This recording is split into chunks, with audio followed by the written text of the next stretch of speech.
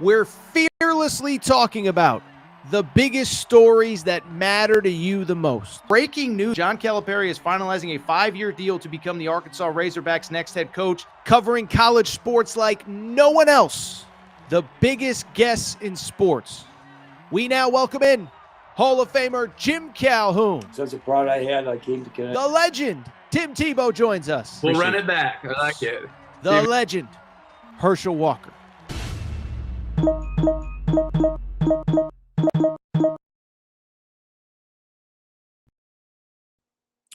Welcome in, everybody. Little Sunday morning edition, Super Bowl Sunday of the Air Torres Sports Podcast. I'm your host, Air Torres. Hope everybody's doing well. Hope everybody's having a great day. We got to get to a monster Saturday and Friday in college hoops. We'll get you out of here early so you can go watch the game. By the way, for people scoring at home, Seahawks 24, Patriots 14. That is Torres' official Super Bowl pick. But before we get to the game, we got to get to a monster weekend. UNC at the buzzer beats Duke. We'll discuss that. Also, Jon Scheyer. It's amazing. There's always a controversy when Duke loses. This one, apparently, coaches were punched in the face. I haven't seen the video yet, but we'll see if it emerges during the show. We'll discuss the Comeback Cats, Kentucky, on the 30th anniversary of a national championship. Kentucky gets the win over Tennessee. Then we'll wrap with the quick hitters from the rest of the weekend. St. John's beats UConn, as I told you. By the way, Thursday we previewed 3 games. I picked St. John's, UNC, and Kentucky to get wins. They all do, so that's why you got to listen to this show. We'll talk a little bit about Florida continuing their run, Michigan State with the top 10 win, also more Jeremy Fears controversy, and we will close with the AT top 10 going into the week. Before we get started, a couple quick reminders. Make sure you're subscribed to Aaron Torres Pod YouTube channel. New clips, new videos going up every single day. We do appreciate your support as we're closing in on 70,000 subscribers. Can you help us get there before the end of February? I think we can do it, but we cannot without your support. So make sure that you are subscribed. You can also find us on Apple and Spotify. For those of you who listen there, we appreciate your support. And should mention as well, the Aaron Torres Inside College Sports newsletter. You can find it pinned here in the comments section on YouTube every single day in your inbox. The craziness of college sports all in one place. Oh, and one more reminder, we do have our membership tier. Our first members-only video went up last week. So if you want to join that community, we appreciate your support. You know who else's support we appreciate? Our friends, the hotel and casino partners of the Aaron Torres Pod. I'm, of course, talking about Circa Sportsbook. So it's that time of year. March Madness is coming. You're looking for a place to watch all these games. And I'll tell you this. If you live in that Kentucky, Tennessee, Nashville area, there is no better place to check out the action than at the brand new Circa Sportsbook at Mint, Kentucky Downs. They call it the Mint. You can see it on the screen there. Listen, March is coming. You need a place to watch all these games. The best place to do it is the Mint. It is in Franklin, Kentucky. I did the drive, 39 minutes to Nashville, about 20 or so minutes from Bowling Green. And this is just the spot. It's the spot you got to be to watch the end of the regular season. It's the spot you got to be to watch conference tournaments, March Madness. Should mention, by the way, producer Matt, but producer Matt and I will be in the Mint and at the Mint in early March. In the lead up to March Madness, we'll be doing some live shows there. So we got to get you out there. If you want more information, please make sure to email us, Aaron Torres, podcastquestions@gmail.com. But we really do appreciate your support, and we appreciate the support of Circa Sportsbook, the brand new sportsbook at Mint, Kentucky Downs at the Mint. We are so excited to be doing some shows from there. With that said, it is a busy Super Bowl Sunday. There is no more time to waste, so people, let's get to it. Let's get to the topic of the day. Topic of the day, Duke, Carolina. Listen, you know, we have these great rivalries in sports. Yankees, Red Sox, Michigan, Ohio State, Army, Navy, Auburn, Alabama, football and basketball, by the way. Fun game on Saturday in that one. Duke and Carolina, certainly one of the, if not the premier games in all of college basketball. Every single year always delivers great players, and it certainly delivered on Saturday evening. Listen, I could do the whole, well, at the 9-minute mark, this happened. And at the 11-minute mark, that happened. But instead, let's get to the final 30 seconds and how this one ended. Tied at 68. Carolina had never led. A Henry Visar 3 ties the game at 68. UNC with the ball. About 30 seconds left. Now, reminder, we cannot play live video from the game. That is against the rules. So here is how it sounded. Dan Schulman and Jay Billis, if you were watching on TV. Into Dixon. Boozer switches onto him. Dixon the kick. Trimble! Got it! And Carolina wins it!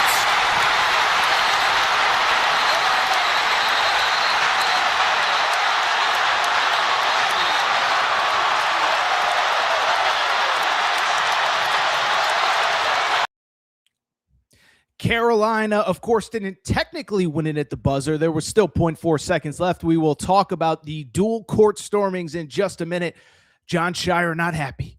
We'll discuss all that in a minute, but let's focus on Carolina. The 71-68 win. Derek Dixon to Seth Trimble for the game-winning 3. 0.4 seconds are put back on the clock. It does not matter. Carolina gets the signature win of the season for the Tar Heels. And in a year where there was so much pressure on this entire program, credit to Hubert Davis and the entire staff, 17-4 overall, 5-game winning streak, including a win at Virginia.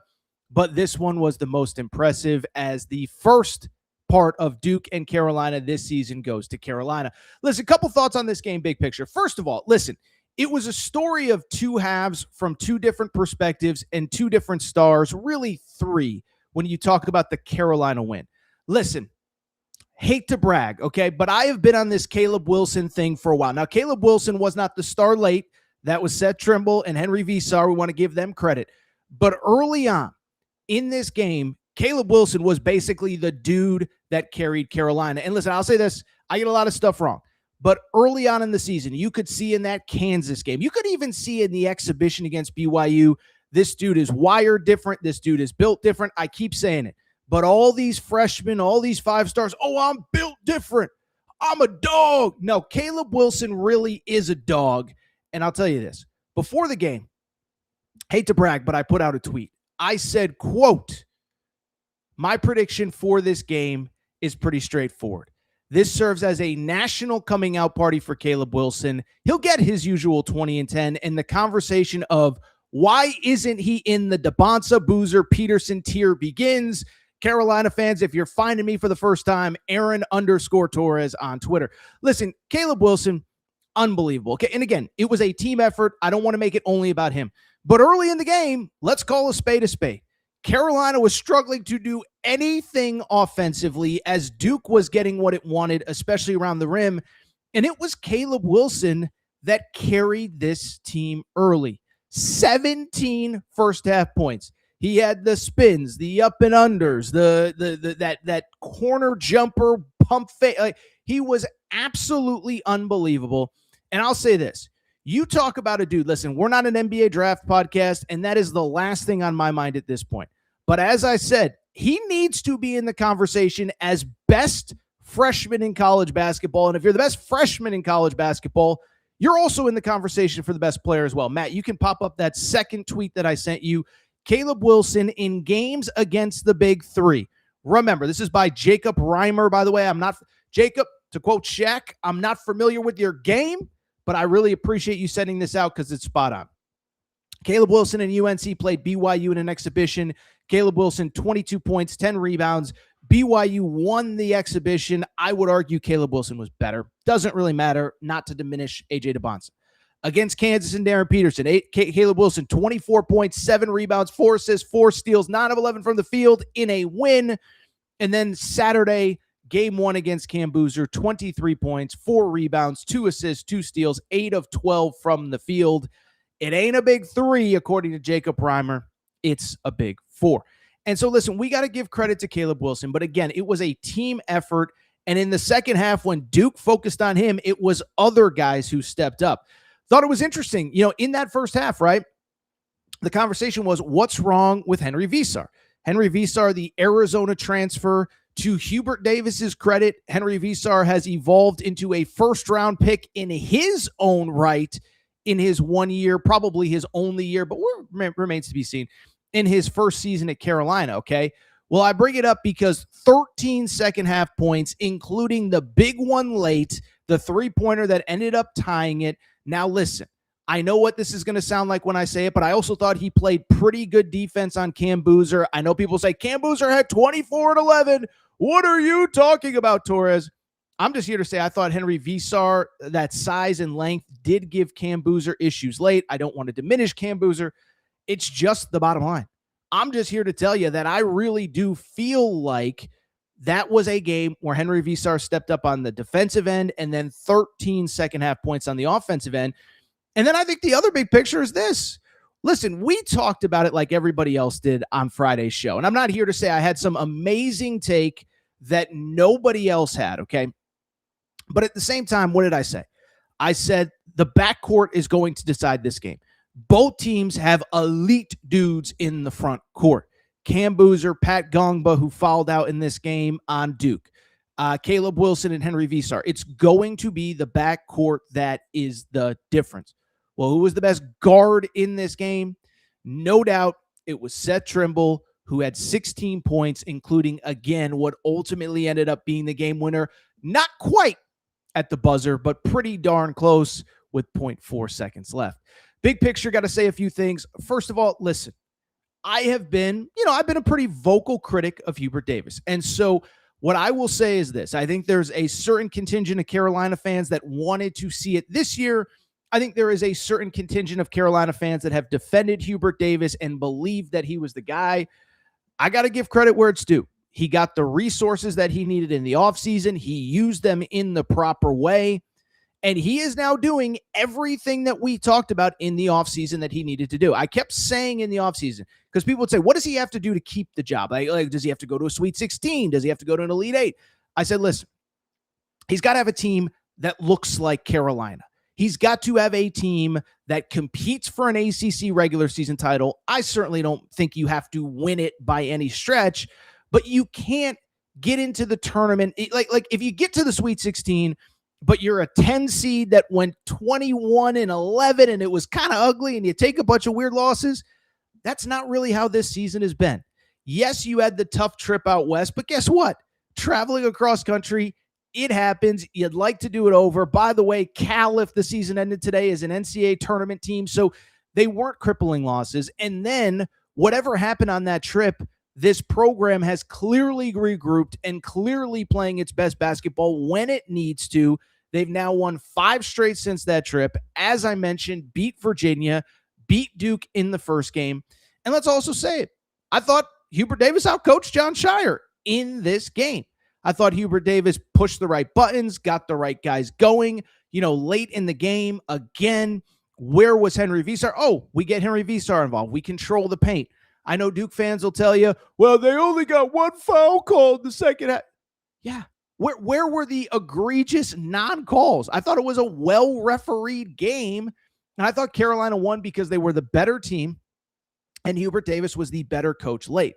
Finally, from the Carolina perspective, and I promise we're going to talk Jon Scheyer whining up a storm here in half a second. But from the Carolina perspective, I'll tell you this. I just mentioned it. This win is huge because it now means that everything is on the table for Carolina, okay? Carolina now, with the win, has the head-to-head victory over Duke, has the head-to-head victory over Virginia, but overall sitting at 19-4, 7-3 in the ACC. Now listen, Clemson and Duke are both tied atop the standings at 10-1, and right behind them is NC State and Virginia. Well, you already have the head-to-head win over Virginia. You still get NC State. By the way, at some point, we're going to have to talk about Will Wade's squad because they keep winning. They actually play on Big Monday against Louisville. And you have the head-to-head win over Duke. And so you're in – I keep using the term that John Ralston uses. It's now we're entering the second week of February. quite literally 1 month left in the regular season. The regular season ends 1 month from today. Selection Sunday, 1 month from next Sunday. Well, to quote John Rothstein, all you can ask for at this point in the year is to be in position. That's exactly what Carolina is. They are now 7-3 as they've crossed the halfway point of the ACC slate. Remember, the ACC only plays 18 games right now, and they're in position, right?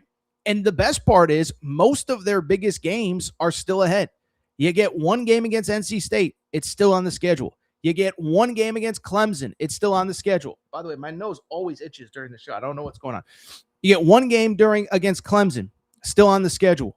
Louisville, I know, has fallen back a little bit, but Louisville's a good team. You still got them on the schedule. And then, of course, you have the game late in the season against Duke. And, oh, by the way, you got a good Miami team coming to town here in the next couple days. So we got to give credit to Carolina. Listen, this game itself wasn't a must-win, but there has been pressure on this program all season long since they got to campus in June, and they've lived up to the hype. They've lived up to the pressure. They've handled it well. Really, again, you take out one bad weekend in the Bay Area that with hindsight doesn't look as bad. You have a pretty good team that is in position to be in position. By the way, we'll drop the AT top 10 here in a few minutes. I don't know that I could put Carolina in the top 10 right yet, but they're certainly in the conversation, only getting better. And again, plenty of chances to keep improving at Miami this week. I think I said that Miami's coming to town. It's at Miami, followed by Pitt, and then a big one against NC State a week from Tuesday. All right, let's switch gears to the Duke side of things after the game. So final score in this one, 71-68, excuse me. North Carolina wins, not quite at the buzzer, but with 0.4 seconds left in the game. Duke ends up losing its first ACC game. Duke ends up losing its second game overall. I don't think this is any sort of indictment on who Duke is as a program. They have some limitations like everybody else, but Cam Boozer goes for 24-11. You learn from this. You get better. You're still in position to get a number one seed. You're still in first place in the ACC. And I think if we were really trying to break things down, there are certainly conversations to have about the team in general. But listen, Duke's problems are, what do we call them? Champagne and caviar problems. What are there? 350 teams in Division I. About 346 of them would like to have Duke's problems. So this is not going to be tear down Duke because they lost a close game at the buzzer. But what I will say, and I ain't going to duck from the smoke here, it's what happened after the game that we got to talk about. Because in what has become, listen, we talk about the great American sports traditions, the Masters, a tradition unlike any other. The first weekend of March Madness, opening day in Major League Baseball. Well, you know what else is another tradition? Sometime during a season when Duke takes a very rare loss, there's always a controversy after the game. It's never just about the other team is better. It's never just about Duke losing. And this one is no different. As you know, there was a court storming after the initial, what we thought was the buzzer beater, the shot from Seth Trimble. And by the way, there's a discourse about should UNC be rushing the court, period. I don't really care. It's a buzzer beater against your rival. Go celebrate. Well, they had to clear the court. And then there was the second court rush because once you rush the court once, you got to rush it again, right? That's court rushing 101. Bring it up because, listen, like any court storming, it could be a very scary situation. Jon Scheyer addressing it and making some pretty harsh accusations of North Carolina fans on the court. Producer Matt, play the sound. About the game. For me, it's hard to talk about the game when I was most concerned just for the safety of our players after the game. I don't want to make it about that because Carolina, they played a great game to win, and that's a heartbreaking loss for our team. I got staff members that got punched in the face. My family pushing people away, trying to not get trampled. And that's not what this game is about. And you give them all the credit in the world. It's not about the game, but obviously that was a scary ending, and this rivalry is not about that. As far as the game itself. All right, let me try to be fair here. Twice in that clip, Jon Scheyer said, it's not really about this. Let's credit Carolina. But he also made it about the court storming after the Duke loss. And let me say this. Two things can be true. If we find definitive proof that any North Carolina fan, or even a Duke fan, I mean, I guess it could be a Duke fan, if any fan on the court punched a Duke player or staff member, that fan should be permanently barred from the Dean Dome and never allowed again. At the same time, what I would also say, we are 12 hours now, plus probably about 14, 15 hours removed from the game. And in a world where everybody has a camera phone, everybody has a cell phone, there's security footage out the wazoo at the Dean Dome, we still have a grand total of 0 videos that I have seen of a Duke player or coach getting punched in the face, despite what Jon Scheyer said. To be fair, there is a video of a water bottle being thrown, but no videos of punches. Okay, so let's break this down.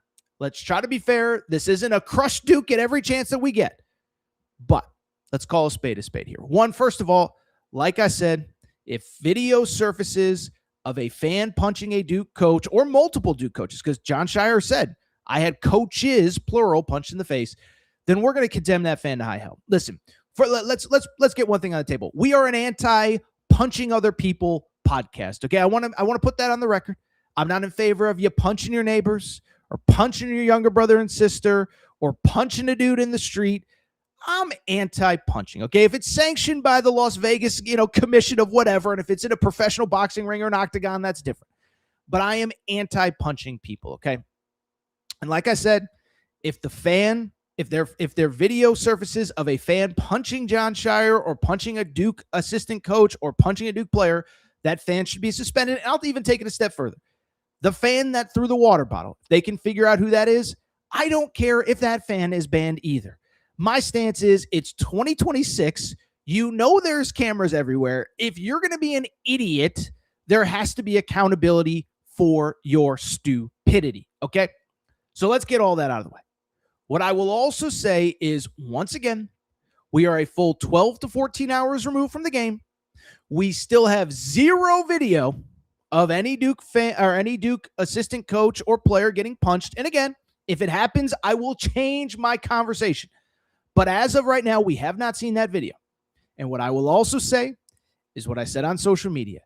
It sure is amazing how every single time that Duke loses, it's seemingly never about Duke actually losing, but about some other peripheral thing. I thought it was interesting, by the way, on Sunday morning on the homepage of ESPN.com, there was no article about North Carolina winning at the buzzer. It was about Jon Scheyer saying that his staff got punched, and it continues. An unbelievable trend in sports, one of the greatest traditions, Duke deflecting after a loss. By the way, as I had some pretty important people text me, Torres, that's out of line. Okay, again, show me the video, 1. But 2, this does kind of continue a trend, does it not? Let's go back a mere 2 calendar years. Because, by the way, Duke only lost 3 times all last year. They've only lost once so far this year. Let's go back a mere 2 calendar years. Do we all remember the great court storming controversy of 2024? If you remember, Duke, around middle of February, they played Wake Forest at Wake Forest. Wake Forest was on the bubble. They needed a win. They get the win. They actually fell apart from there, didn't make the tournament. But after the game, huge court storming controversy. Kyle Filipowski reportedly gets trampled. 6'10" dude getting run over by Ken from poli-sci. That's probably 5'7". But anyway, Matt, you can pop up the picture I sent you. Do you remember this? Kyle Filipowski carried off the court by his teammates. There's Jon Scheyer right there. It was a huge controversy. We had a 2, 3, 4-day discourse on court storming in college basketball. And you know what resulted in it?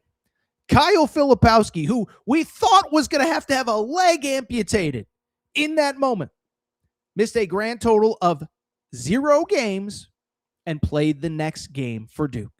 That was the last court storming controversy, and this is not new to Duke.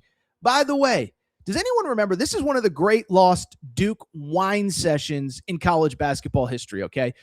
So 3 seasons ago, Scheyer's first year, the 2023 NCAA tournament.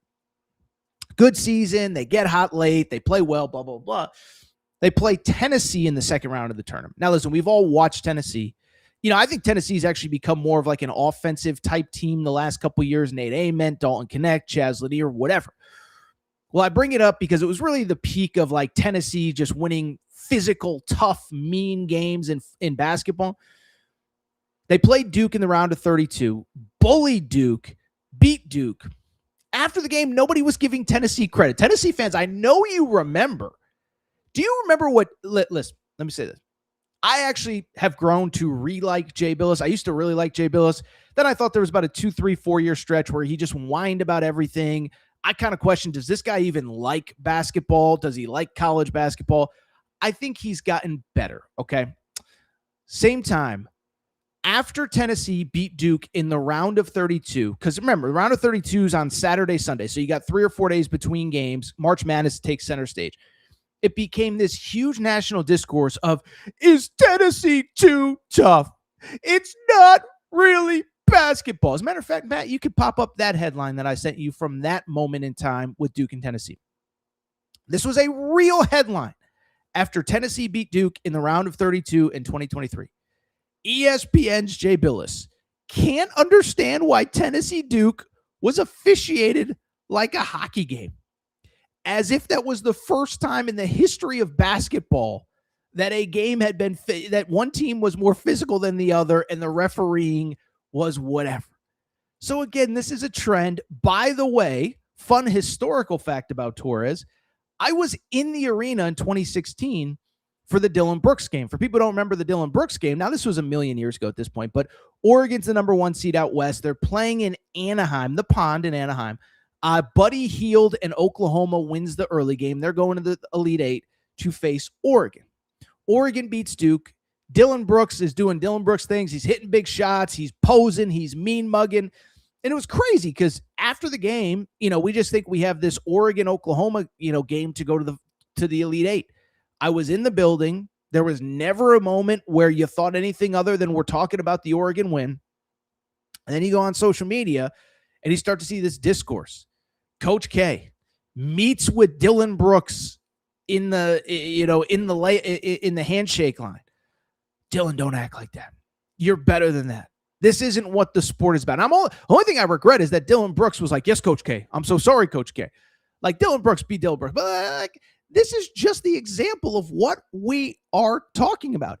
Every single time Duke loses a game, it's always something other than what happened on the court. And so we don't have to belabor the point. We don't have to keep going. I'll defend Jon Scheyer from 2 perspectives. One, if a video comes out of somebody getting punched, I'll apologize. And I'll say that fan deserves to be banned. And that'll be it. I'm not going to not apologize if I'm wrong. But like I said, we're now a full about 16 hours removed from that buzzer beater, the semi-buzzer beater by Seth Trimble.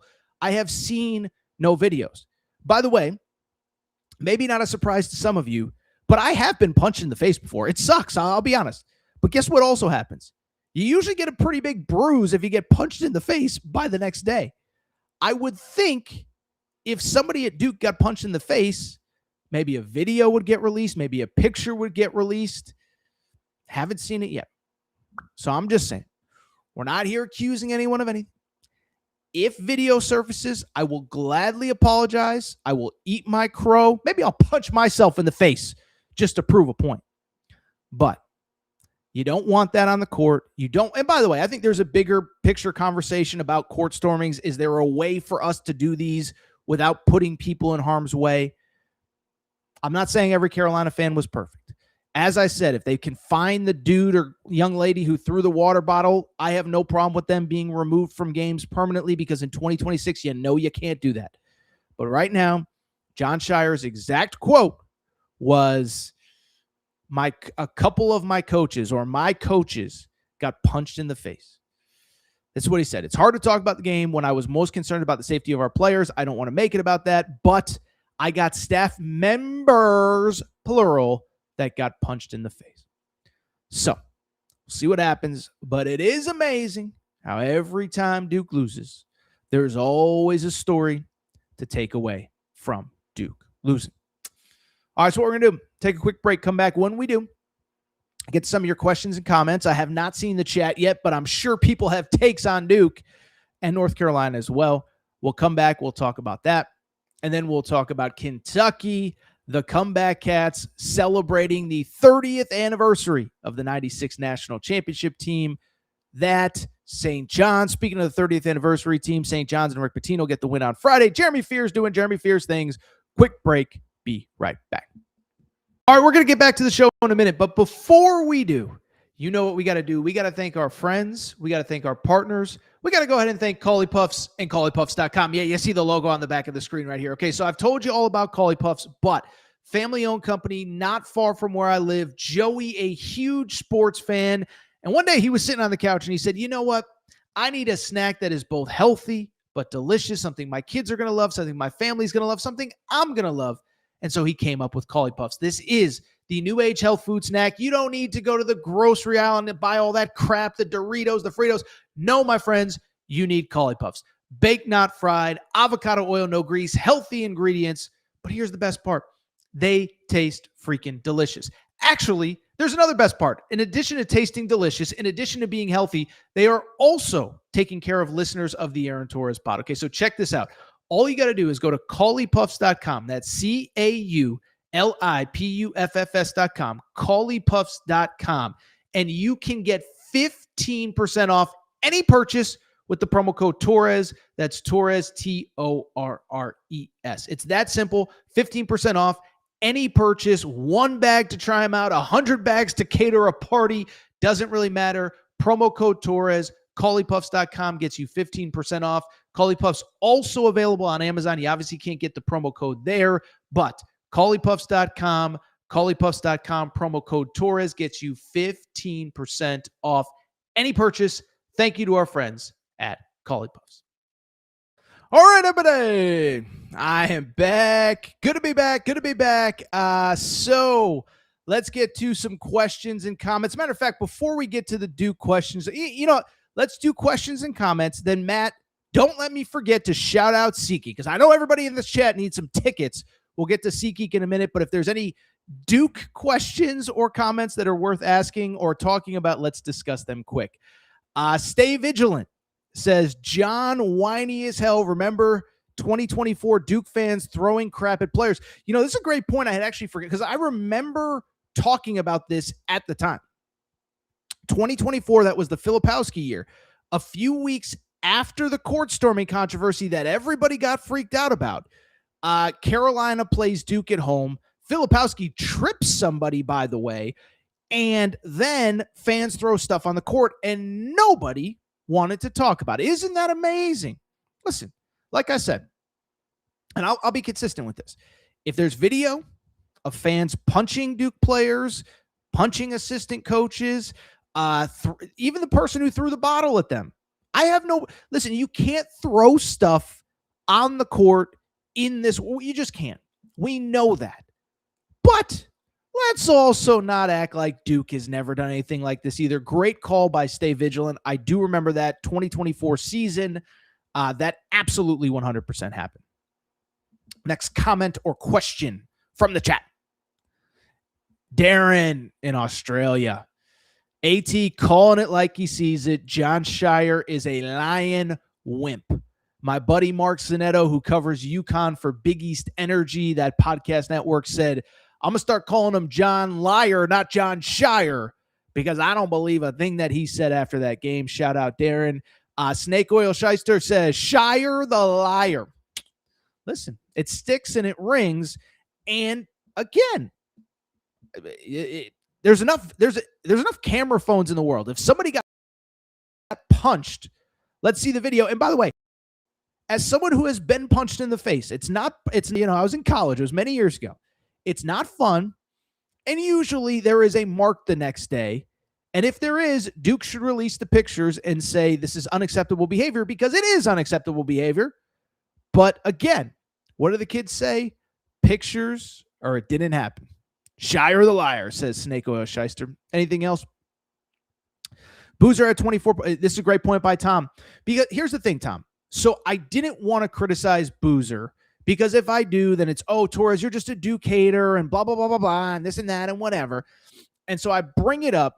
So I didn't go after Scheyer or after Boozer, but it is a good point by Tom. Boozer, 24 points on 21 shots. Caleb Wilson, 23 points on 12 shots. That's the difference. It is. And again, I thought Boozer, the criticism on Boozer as the top flight NBA draft pick is, how is he going to hit? Because most of his game, he can hit threes, but most of his game is within 10 feet from the rim, okay? And so the question is, how does he do against NBA size and length? Well, Henry Visar is 7'1", and I thought he really gave him fits late in that game. Great call by Tom Browning. What else we got? Jon Scheyer was born on...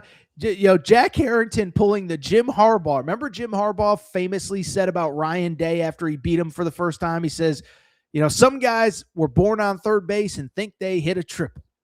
Well, Jack Harrington is saying Jon Scheyer was born on third base, and I think I can finish by saying thinks he hit a triple. One or two more comments if we have them, Matt, and then we will get to whatever. Let's see here. Dan from Queens. I love this comment. UNC has a complete team, maybe not a great coach, but a complete team. I think the guards could be better. Like, I don't think this is the greatest college basketball team that I've ever seen. But listen, it's funny, right? When you have a team and a program at the top of a league, oftentimes you build a team to beat that other team. We had Arizona fans in the chat the other day saying, Tommy Lloyd has built a team to beat Houston because they are the gold standard in the Big 12. And I think there's something to that with Carolina. If you remember last year, they played Duke 3 times. The third game was in the ACC tournament. Cooper Flagg did not play. He was hurt. That was nasty sprained ankle. Well, I only bring it up because UNC, the first 2 games, just got bullied because they simply were not big enough. And they built a team to beat that Duke team. Now, again, I think in a perfect world, would you love to have a couple guards that are 6'5" and going to play in the NBA? Sure. But, I don't know if the perfect world exists right now in college basketball. And I don't know if there's a perfect team. Arizona's probably the closest. But most everybody else has flaws. And Dan from Queens says it well. UNC has a very good team. The coaching can be questionable at times, but they're really good. Like, listen, we start talking about teams that'll be a 2 seed, 3 seed, 4 seed that can make a Final Four. Carolina is absolutely one of them. Do we have one more good comment, Matt, or should we just start moving on with the show? Well, E to the F&D says Kentucky owns Tennessee, so let's switch gears. Before we do, Kentucky fans, you got the big win. You got about 9 games left in the regular season, plus the SEC tournament. You need tickets. Tickets to Rupp Arena. Tickets to all these places. You're going to play at Florida in a week from now. You need SeatGeek. SeatGeek is the official ticketing partner of the Aaron Torres pod. SeatGeek, over 28 million downloads. Love SeatGeek. What I love about them is 2 things. 1, every ticket on the app rated 1 through 10. Get a green dot or a red dot. Green dot means it's safe to go ahead and purchase. Red dot means maybe you want to stay away. But you really know why I love the SeatGeek app? Because they take care of listeners of the Aaron Torres pod. If you go to SeatGeek.com or the SeatGeek app, if you use promo code Torres, that's promo code TORRES, promo code Torres gets you $20 off your first purchase. Any game, any show, any concert, if there is a ticket on SeatGeek, you can use SeatGeek.com promo code Torres. Doesn't have to just be college basketball. Like I said, I had a buddy, a UConn fan, go to a UConn hockey game. One of our BYU listeners just went to a Utah Jazz game, and all he did was use SeatGeek.com promo code Torres. SeatGeek.com promo code Torres gets you $20 off your first purchase. All right, let's go ahead and switch gears. And as we do, let's go ahead and talk about the fascinating, awesome, excellent game between the Kentucky Wildcats and the Tennessee Vols. First of all, E to the F and D says, producer Matt, it's time, buddy. Time to jump on the Kentucky basketball superfan train. I'll leave that up to producer Matt. You guys did lose the Iron Bowl basketball yesterday. Neither here nor there. Let's focus on Kentucky because, producer Matt pulling out the cheaters with Charles Bediako and the Alabama Crimson Tide. Nate Oates proving, by the way, in the Iron Bowl of basketball, if you can't beat them, just cheat. Let's talk Kentucky, though. Let's talk Tennessee. So Saturday, great day of basketball. Obviously, Duke Carolina ends, goes to Rupp Arena. And what happens at Rupp Arena? Kentucky is down at home against Tennessee.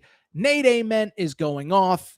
And oh, by the way, you're sitting there saying, not quite here we go again with Kentucky. Listen, we know that they're capable of coming back from big deficits, but you really did wonder. A second time against Tennessee in a couple weeks, can they really do it again? Well, after trailing by 14 points in the first half, Nate Ament looking like a young LeBron or Magic Johnson or whoever, the Kentucky Wildcats rally. How about this?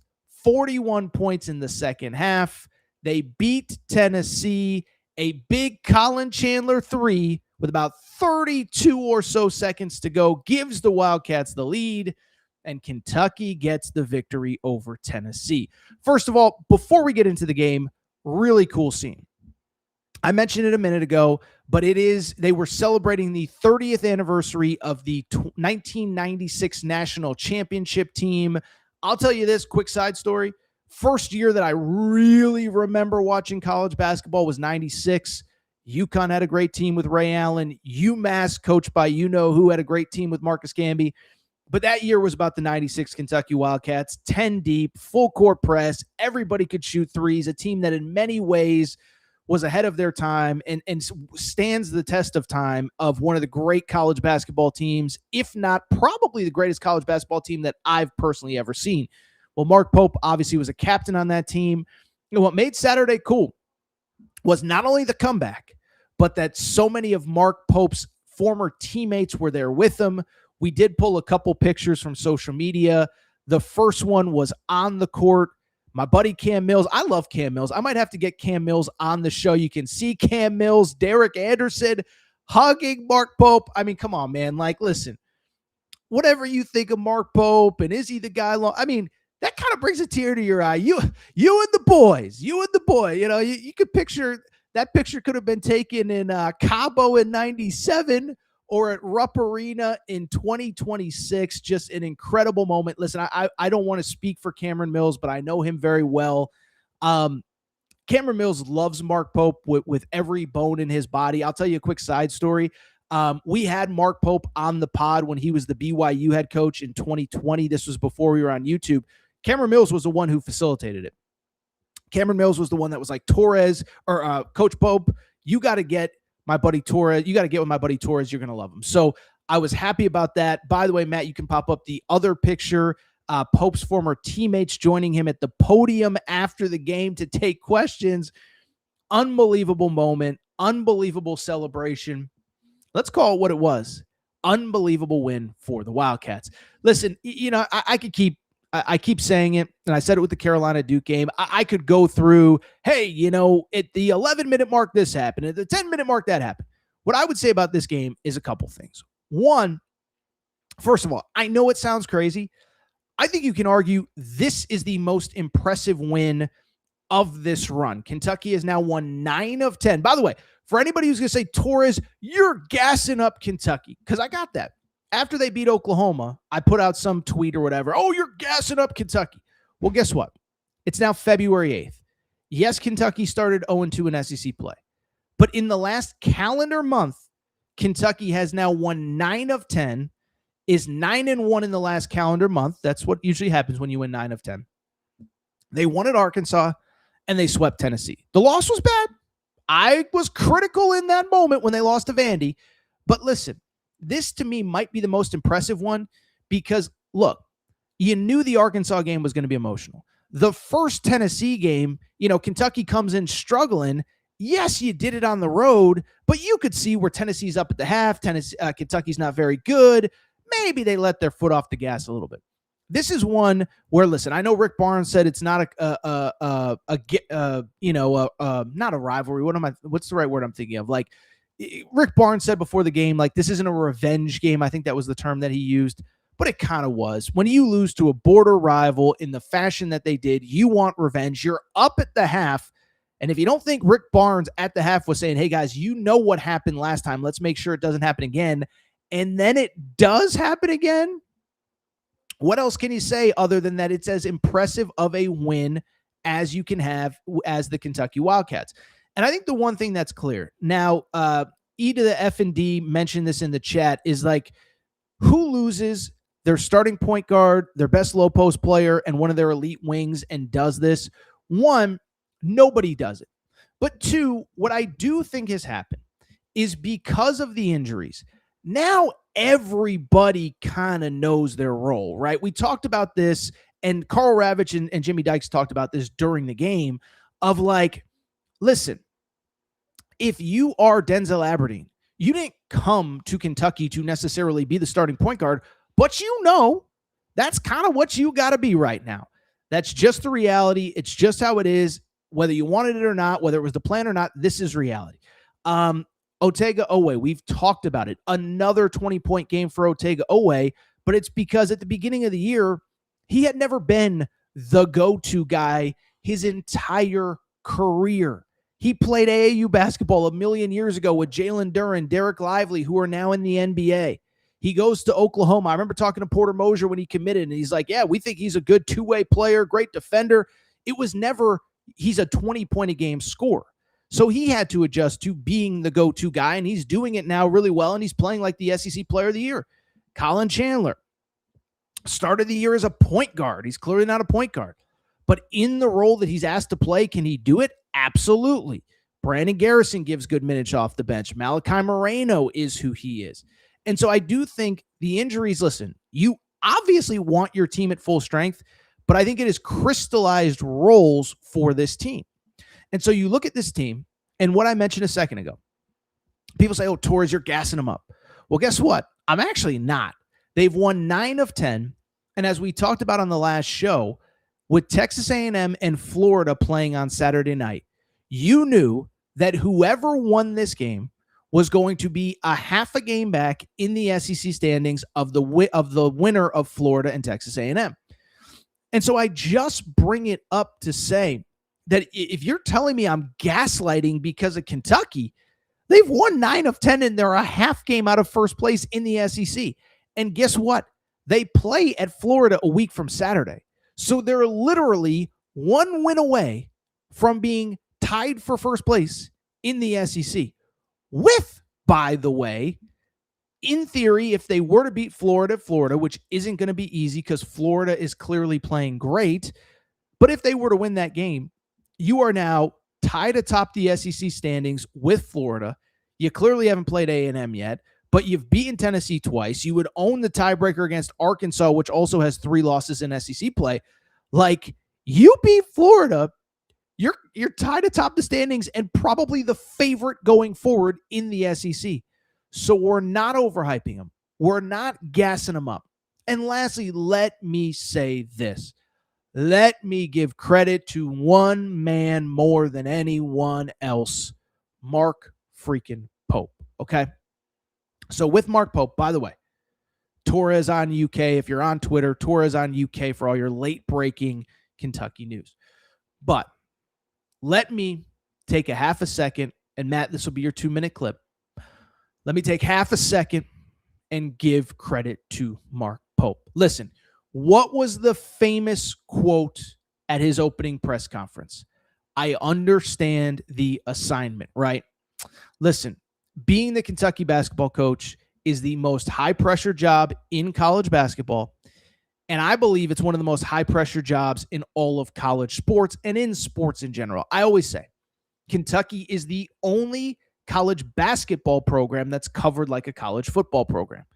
What I mean by that is when in football, Ohio State loses, Alabama loses, Michigan loses, LSU loses, it instantly becomes a discourse of what went wrong and how do we fix it immediately.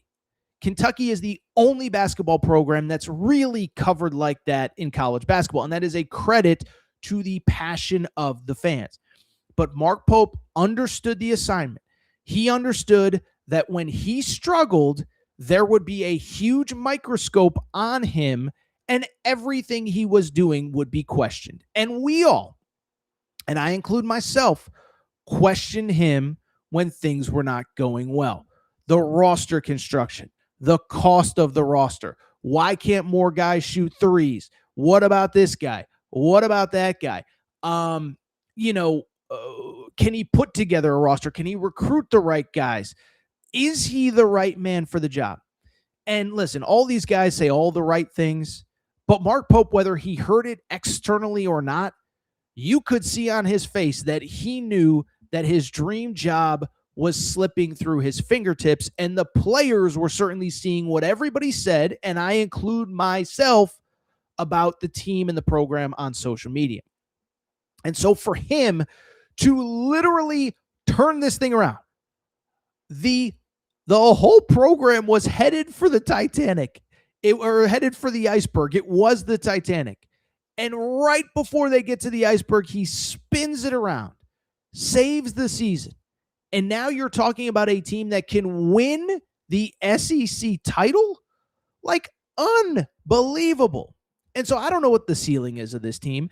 And yes, would I like to see them not fall behind by 14 points in the first half like they did on Saturday? Of course.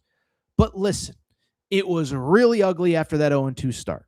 But he had a month where there were wins to be had, and they won every game that they needed to. They beat Oklahoma at home, had to have that one. They beat Ole Miss at home, had to have that one. They beat Texas at home, had to have that one. Then, oh, by the way, you win at Tennessee, you win at Arkansas, you win against Tennessee at home. Yes, you would have liked to have the Vandy win, but nobody goes through this thing undefeated. I know Vandy lost on Saturday, but that's a darn good team. And yes, Kentucky was not ready to play in that one. But when you're talking about 9 wins in 10 games, a 9-1 record over a calendar month, a team that is 1 win away from being tied for the SEC lead, that is a credit to Mark Pope, who has done an incredible job. Kentucky, the week off, and they will now face Florida a week from now. Again, get your tickets ready. Get your tickets at SeatGeek.com. Use promo code Torres to get $20 off, because you're going to want to be at the O-Dome next Saturday afternoon. All right, let's switch gears to some other results from the weekend. Matt, we might as well, I'll tell you what, let's just stick to plan here. UConn St. John's. That one was in the Garden. It was on Friday night. Listen, it's Super Bowl Sunday. I'm not going to spend 15 minutes talking about this game. And I'll tell you this. I told you how it was going to happen. By the way, Torres was 3-0. I gave you 3 winners on Thursday's show. I said I think St. John's is going to win at home, even as a small underdog against UConn. I said UNC is going to beat Duke. And I did say that Kentucky would take care of Tennessee. Let's get to this first one. Final score at Madison Square Garden. St. John's gets the victory 81-72. Listen, first of all, let's give credit to Rick Pitino. It's funny, right? So listen, here's the thing. You get old like I am, and I know I got some gray hairs coming in. You can't necessarily see them. You get old like I do. 1, you can't worry about everything in life. But 2, when stuff happens over and over and over again, you just don't freak out. And one of the things that I did not freak out about was St. John's struggling in November and December. I said, Rick Pitino's going to figure it out. He always figures it out. Like, this is one of those deals. It's easy to forget this now. St. John's wasn't good last year in November and December. It's easy to forget it. But at one point, St. John's was sitting at 5-2 and basically entered Big East play with 0 marquee wins a season ago. And then guess what happened? They went 18-2 in the regular season, won the Big East regular season, won the Big East tournament, finished 30-4 overall before obviously losing on the opening weekend of the tournament, okay? And so I only bring it up because when St. John's was struggling, the only difference between this year and last year was that St. John's had more high-profile games in November and December, and that is why we sat there and overanalyzed them. They had just more high-profile games. So they have more high-profile games, but I said, Rick Pitino's going to figure it out. He always does. Well, guess what? They're on a 9-game winning streak, 11-1 in Big East play. And oh, by the way, I did tell you, I said I thought Dylan Mitchell would be the X factor in this one. 14 points, 5 rebounds. He was very good early when they needed him. 15 points and 5 rebounds, I should say. Zuby Ejiofor played like the Big East preseason player of the year, 21 points and 10 rebounds. I do think some of this is about UConn, though. And it was funny because about 10 days or so ago, UConn beat Providence in this ugly game, middle of the week. And I did this segment where I said, does UConn have a killer instinct? And I had people like, wow, Torres, you're just such a, be grateful that your team is unbelievable. And at the time they were like 20-1, 21-1, whatever. And I said, listen, I can be grateful, but I can also acknowledge that something isn't quite right. And if you go back, you can listen to the segment. People were like, Torres, you're overreacting. And I was like, I don't think that I am. Well, I bring it up because, listen, clearly UConn's still a very good team. But going into this game, they had played 2 really good games, destroyed Xavier, destroyed Creighton. But before that, the stat that I kept putting out, 5 of their previous 6 games, single-digit wins, 2 in overtime, and only 1 was against a team that's even half decent in Villanova. I said they're not playing up to the competition. They're playing down to the competition, and they don't have a killer instinct.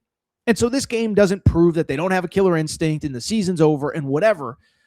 I don't think they were the number 2 or number 3 team in the country going into this game, though. Solo ball, preseason all Big East guy, it just has not clicked. Is there a hand injury? Is there a wrist injury? I don't know, but he's not himself.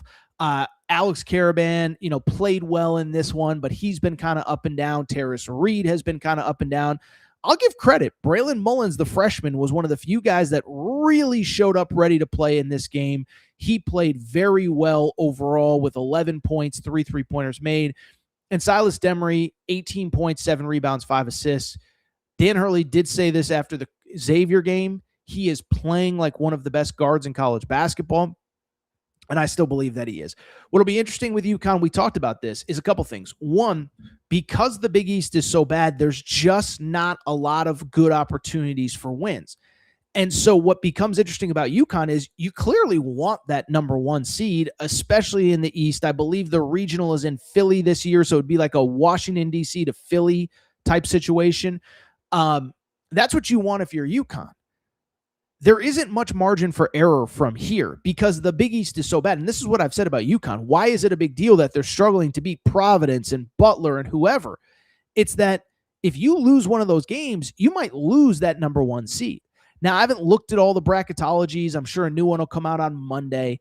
And I still think they're probably either the 4th number 1 seed or 1st number 2 seed. And there is plenty of time for them to improve their resume. But if they want a number 1 seed, they kind of sort of got to win out.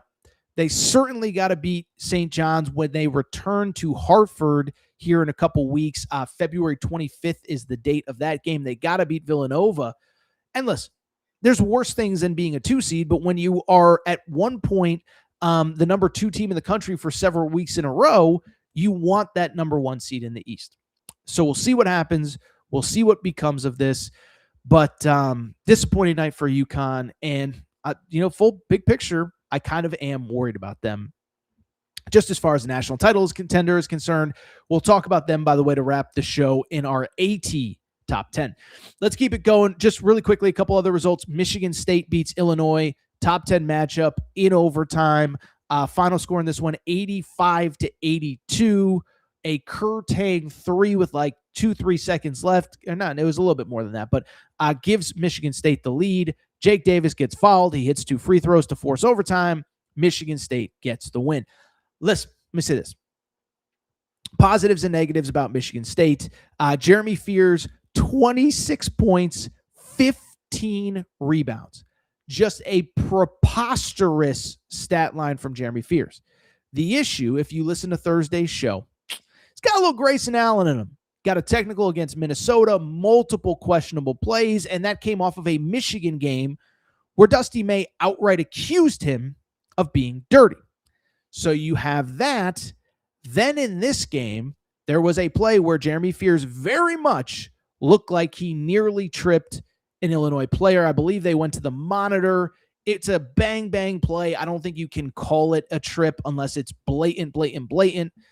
But it wasn't good. And this is going to continue to be a thing. Listen, Michigan State gets the win. I didn't love Tom Izzo. Before the game, he did this heartfelt, I really had to think about it, and I just believe it, Jeremy. It's like, no, he's tripping dudes. He got a technical. It wouldn't have been the worst thing to suspend him for a half or not start him. It isn't the end of the world. But again, at some point, one of two things is going to happen.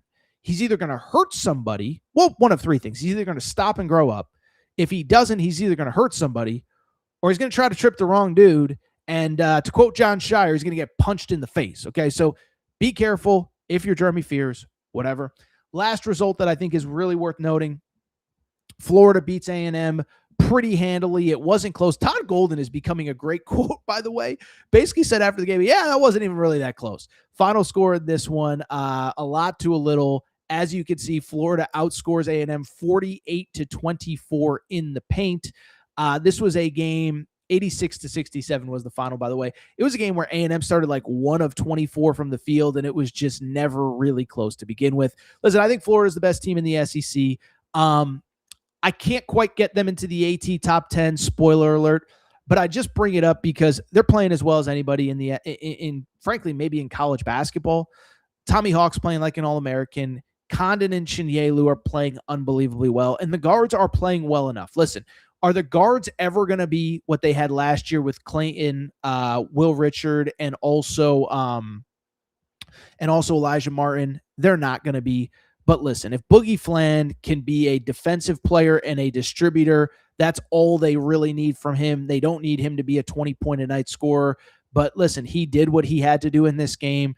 Finished with 9 points, 4 assists, a couple steals as well. Xavier Lee, another guy. He's never going to be 21 points a game, but can he have an impact? He does. Florida gets the victory. A couple other results, Matt, I didn't send them to you, but BYU, the late loss to Houston. Houston's unbelievable. BYU, they just don't have enough. They don't. Listen, I feel bad for BYU. 6th, 7th man are both out for the year. I think they're trending towards a 7 or 8 seed. They don't really actually have much of a resume to speak of at this point. And you feel bad because AJ DeBonsa is obviously the type of talent that you just can't get to BYU very often.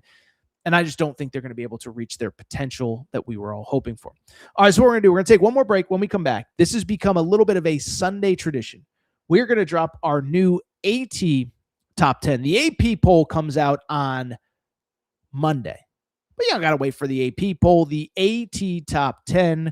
Quick break. Top 10 next. Be right back. All right, we're going to get back to the show in a minute. But before we do, I have so many people that reach out and say, Torres, you give me hours and hours and hours of free content every day, every month, every year. What can I do to help support the show? Well, you want to support the show and look good in the process. Make sure to check out and support the Aaron Torres Media merch store at aarontorresonline.com/merchandise. Some of you wondering, what can I get in that merch store, Torres? Well, Kentucky fans, we got our Mark Pope Hope and Pope t-shirts. That is right. Mark Pope, monster first year. Year 2 is going to be even better. Get your Hope and Pope t-shirt at aarontorresonline.com/merchandise. Arkansas fans, the big pig invasion is coming. It is here. John Calipari has things rocking. Get your big pig invasion tees. Again, aarontorresonline.com/merchandise. St. John's fans, we have our Big Rick Energy t-shirts. And if you're just a college basketball fan in general, guess what? Your March is for Day Drinking shirt. That is the shirt that you need year-round, but especially for the next NCAA tournament. You can order yours now. By the way, football fans, we got you covered too. Nebraska fans, new era, new rules, the t-shirt that you need before the start of this coming season. And oh, by the way, if you're a Colorado fan, if you're just a Coach Prime fan, we have our Dion shirts and hats, more of them than we know what to do with. So to check out the full line of Aaron Torres Media merch and also support the show, good news is we're going to have even more for the fall. Check out the Aaron Torres Media merch store at aarontorresonline.com/merchandise. And for more information, you can always reach out at Aaron Torres Podcast Questions at gmail.com. All right, everybody. I am back. Good to be back. Good to be back. Final segment of the show. So good to be back. Super Bowl Sunday. We'll wrap. We've been doing this every Sunday show, and you guys like it. You guys respond well to it. But every single Monday, we get the AP Top 25. Well, on Sunday, we give you the AT Top 10. Now, listen, I could do a Top 25. We'd be way too long of a segment. You know, I love to, because people are like, oh, Torres, you always call it the Top 25, and then you only give us 10 teams. Well, I talk a lot. If I give you 25 teams, that's a 45-minute segment. No one needs that on a Sunday. Let's get to this week's AT Top 10. And by the way, this is a combination of what my opinion is of what the AP poll should be. I also kind of throw in like, what is it? What should it be? We preview what the AP poll actually is, but it's also my opinion. Let's get to the AT Top 10. Number 1, drum roll, please. Looked weird. Whatever. Shocker, Arizona Wildcats. 23-0, destroyed a good Oklahoma State team that just beat BYU earlier in the week. Destroyed them at home. 23-0, not only the best start in Arizona basketball history, the storied history of that program, the best start in Big 12 history, which is now in its 30th season or 29th season as a conference. Arizona is unbelievable. They deserve all the credit in the world. 5 guys that can beat you at any given time. I love how all of the pieces fit. The big guys, the guards, 2 guys that can get to the rim anytime they want, and Bradley and Burries. Burries was the best player the other day. They're unbelievable. They're great. Now, I will note, schedule certainly gets tougher for Arizona. They play this week. How about this? At Kansas on Monday night, so big Monday game. Bill Self has never lost a home big Monday game, so something's got to give. Either Arizona continues undefeated or Bill Self takes his first loss of Big Monday in his career. But Arizona 23-0, unbelievable start. By the way, it doesn't get any easier from there. They will play Texas Tech at McHale Center next week in a college game day game. So big week ahead for the number 1 Arizona Wildcats. Number 2, got to know when to hold them and know when to fold them. I'm a little bit of a gambler because the Michigan Wolverines are actually playing at Ohio State right now as we speak. If Michigan loses, we'll look stupid when this gets posted, but here's the alternative. Coming back during the Super Bowl to do this over, yeah, that ain't going to happen. So Michigan, take care of Ohio State, or Ohio as you like to call them, beat them, and this will not be an issue. Michigan's unbelievable. They took care of business this week. They destroyed Penn State. They have already set the Big Ten record for most 40-point wins in a season and just did it again earlier in the week against Penn State. They are playing Ohio State. I am going to give them the victory. And I'll say this, they should be in good position next week as well to potentially be number 1 in the country. If they beat Ohio State on Sunday, they get Northwestern on the road, then UCLA at home. We'll say the back half of the schedule gets, not the back half, the back probably quarter of the schedule gets much tougher. Final 6 games. How about this? At Purdue, Duke. Yes, they play Duke in an out-of-conference game 2 Saturdays from now. Minnesota, at Illinois, at Iowa, Michigan State to close the regular season. So essentially 4 top 15 teams, probably 5 tournament teams with Iowa.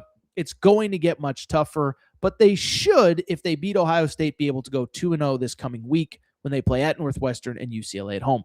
Number 3, clearly some shakeup because UConn was number 3 a week ago in the AP poll. They have moved. I have Houston at number 3. Listen, Houston sitting here, what are they, about 21 or so and 2 overall. They go to BYU. That was a kitchen sink game for BYU, and Houston still found a way to win. And I think what stands out about Houston, I saw somebody tweet this, and I wish I had clipped it, and I forgot, and I would give the person credit. But the great thing that you have to enjoy about Houston is if you're a Houston fan, even when the offense is clicking, even when the other team figures it out defensively, even when the shots aren't falling, Houston is always in the game because they play hard, they defend so well, and they rebound so well. And if you watch the BYU game, that was the difference. BYU could not get an offensive rebound when they needed to late in that game. Houston came up with every loose ball. Kingston Flemings is playing like a Big 12 player of the year type candidate. They win at BYU. Worth noting, by the way, they destroyed a good UCF team earlier in the week. Houston, like everyone in the Big 12, their schedule gets tougher, though not necessarily this week. At Utah on Tuesday, Kansas State later in the week at home.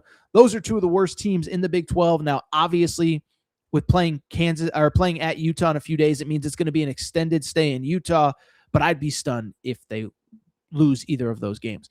Number 4 in the AT top 10, they lost on Saturday. I can't give them too much blame. It is the Duke Blue Devils. Listen, I can criticize some stuff about how Jon Scheyer handled himself after the game, all that.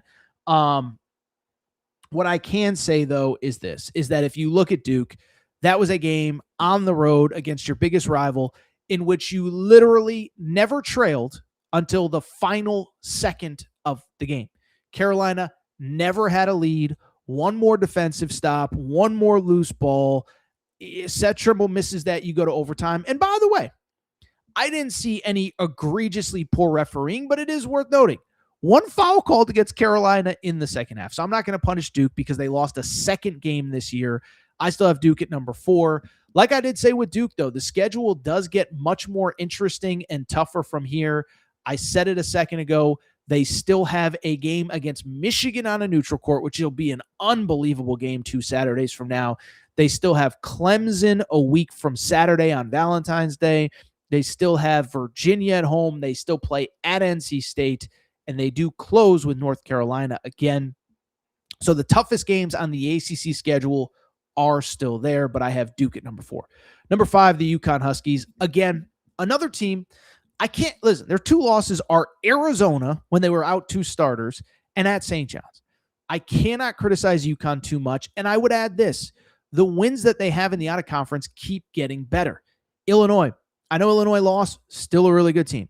At Kansas, yeah, I'd say that's a pretty good win. Florida on a neutral. Very, very good win. So the wins keep getting better. But at some point, listen, I need to see consistency every single game against bad teams. We were starting to get that. And then look, your Big East season is going to be defined by what you do in the 2 games against St. John's. So you lost round 1, can still win the Big East regular season, can still win the conference tournament, can still get a number 1 seed. But you got to be knocked a little bit, right? You got to be knocked a little bit for losing that game. I have UConn at number 5. It's certainly not the end of the world. And UConn, the good thing about the Big East, it's good and bad, is that you have plenty of time to get right. The UConn Huskies this week, they will play at Butler on Wednesday, then Saturday at home against Georgetown in a Saturday night game. Should be rocking in that game. It should be rocking in that arena. And it should be a UConn victory at Gamble Pavilion against the Georgetown Hoyas. So it should be a 2-0 week, which sets up the next week where they play at Villanova and then St. John's round 2. That's where it gets interesting. UConn at number 5. Number 6, this is where you could start to go a lot of different directions. Number 6, to me, it is the Iowa State Cyclones. Iowa State, only 2 losses this season. Now, they weren't great against Baylor, but they got the win. Maybe a little bit of a look-ahead spot for Iowa State, but the team is so good, and because it's Iowa State, I just don't think that they get enough credit for what they're doing. 21-2 overall, 5 straight wins since that 2-game losing streak. I think you can ding them a little bit. They did get destroyed by Kansas at Kansas, and they have a really bad loss against Cincinnati.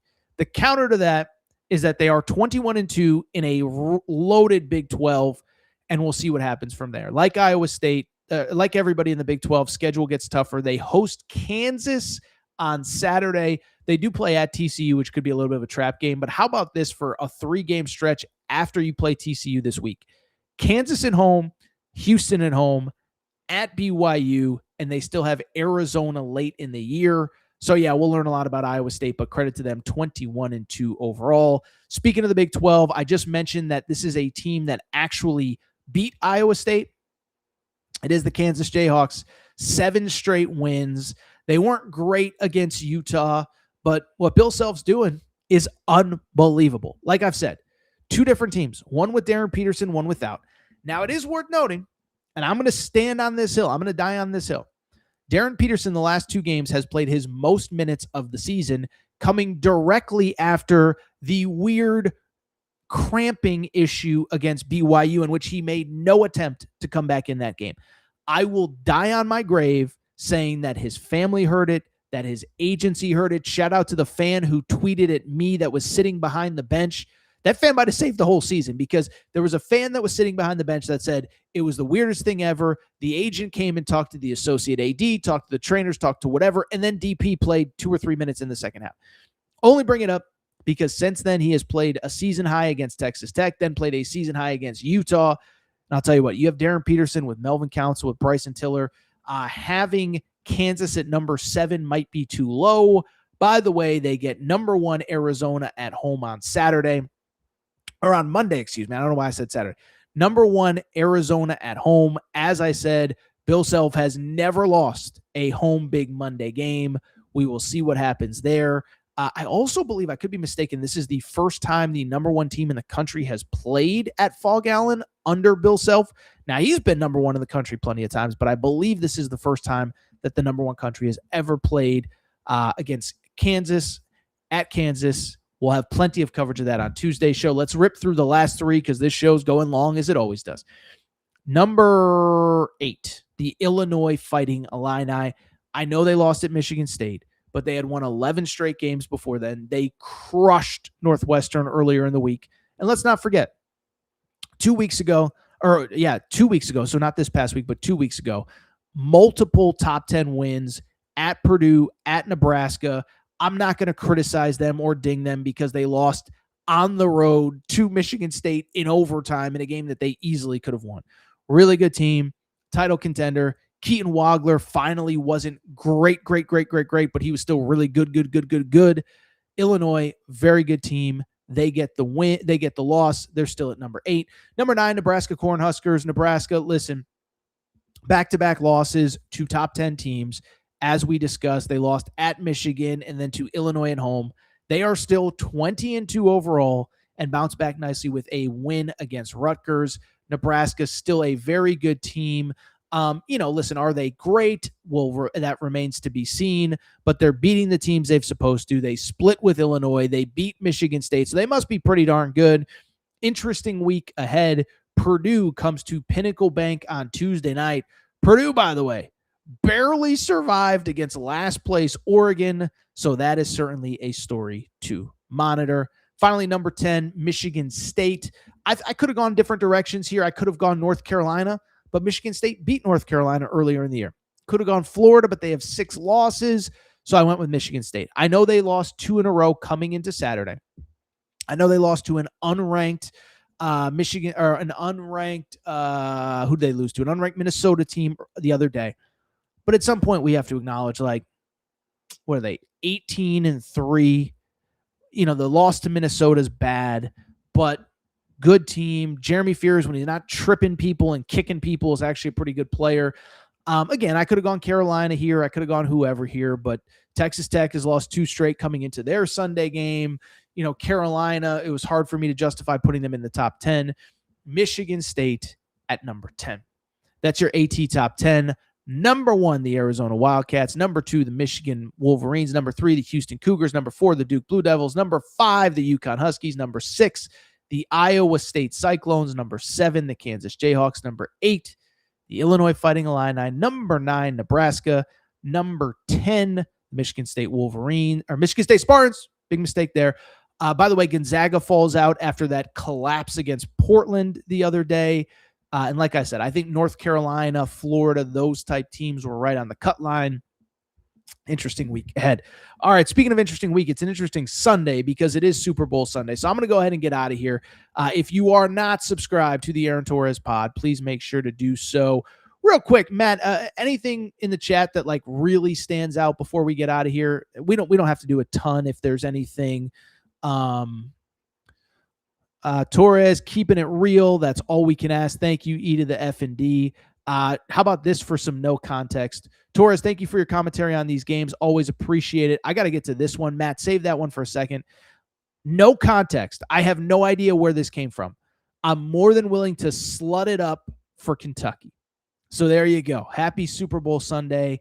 Thank you to all of those. By the way, come on, man. Alan JB says Torres is a UConn homer. They got physically dominated at St. John's. Certainly not a top 5 team. Okay. 2 things on that. One, who do you want me to put ahead of them?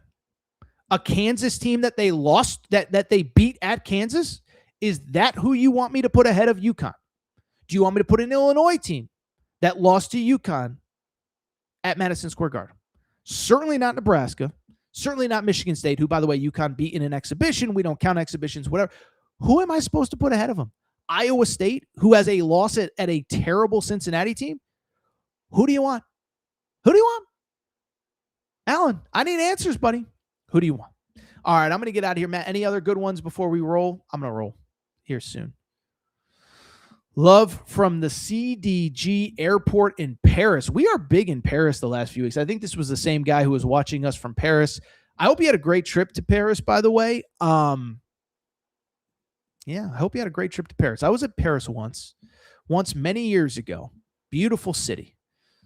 Some call this show the Mona Lisa of college sports podcast, but that's neither here nor there. All right, I think we'll go ahead and get out of here. Thank you to those of you, Darren in Australia, our listener in Paris, France, and whether you're listening in Connecticut, Kentucky, Tennessee, wherever, we appreciate your support. Appreciate the support of SeatGeek. Use promo code Torres, gets you $20 off your first purchase. Thank you to Collie Puffs. Use promo code Torres, gets you 15% off any purchase, anytime. Thank you again. Also, to everybody for listening. Thank you to Circa Sportsbook. Again, Mint Kentucky Downs in Franklin, Kentucky, because we will be there very soon to do some shows live. Time to run. Sign up for the email newsletter as well. We got to run. Shout out to Torrent Craig. Shout out to Rachel, who hates my voice. Shout out to JJ Reddick, you F-head. Unblock me, bro. We'll be back Tuesday morning. We will recap Kansas, Arizona. We'll see if the video, the Zapruder film of Duke coaches just getting punched in the layup line, punched in the handshake line. We'll see if that emerges. Everybody enjoy the Super Bowl. Seahawks 24, Patriots 14.